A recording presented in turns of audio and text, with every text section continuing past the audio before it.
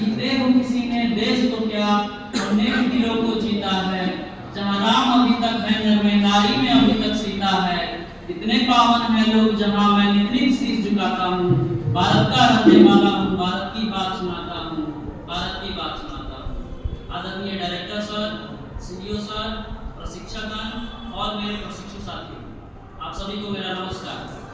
बाबा साहब भीमराव अम्बेडकर ने कहा था कि जो लोग अपना इतिहास नहीं जानते वो इतिहास नहीं बना सकते। और आज वही इतिहास भारतीय संविधान के 77 वर्ष पूर्ण होने का उत्सव मना रहा है। तो चलिए उसके कर्तव्यों और प्रगति की यात्रा पर आपको लेकर चलता हूँ। मैं आज इस सभा में एक प्रश्न पूछना चाहता हूँ कि वह कौन सी चीज है जिसे हम देख तो सकते हैं पर छू नहीं सकते। यही सवाल 1947 से पहले कक्षा में किया गया था। उस समय विद्यार्थियों ने इसके अनेक उत्तर दिए। किसी ने कहा हम आकाश को देख तो सकते हैं पर छू नहीं सकते। किसी ने कहा हम सूरज को देख तो सकते हैं पर छू नहीं सकते।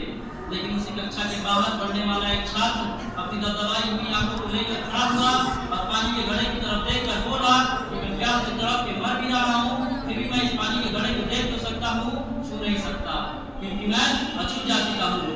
और वो अछूत जाति का विद्यार्थी कोई और नहीं बल्कि हमारे भारत के संविधान के निर्माता बाबा साहब भीमराव अम्बेडकर जी थे। आज 77 वर्षों के बाद कक्षा भी नहीं है, सवाल भी नहीं है, पानी का घड़ा भी नहीं है, लेकिन पता है तो ये कि कोई भी किसी भी जाति का छात्र हो वह सबके साथ बैठकर पढ़ भी सकता है, खेल भी सकता है, पानी भी पी सकता है। इतना ही नहीं, इस देश के सर्वोच्च पद पर बैठकर आदिवासी महिला राष्ट्रपति के रूप में इस देश की प्रगति का मार्ग प्रशस्त भी कर सकता है। ये ताकत है हमारे संविधान में।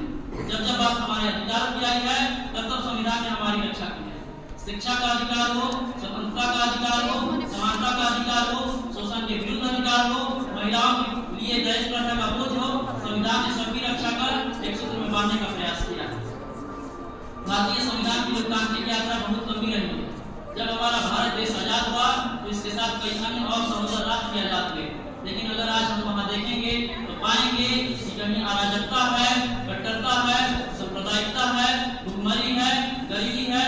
लेकिन भारत एकमात्र ऐसा देश है जो उन्नयन के शिखर में बैठा है, क्योंकि उन्होंने धर्म को संविधान माना, उन्होंने संविधान को ही पाला धर्म माना। हम भारत के सितारे हैं, अपने पौरुष के बल पर सारी दुनिया को बताएंगे हम विश्व गुरु कल भी थे, आज भी हैं और सदा कहलाएंगे।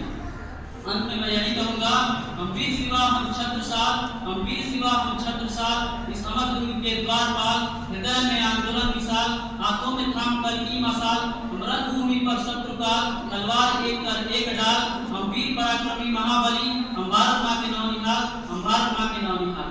जय हिंद, जय भारत।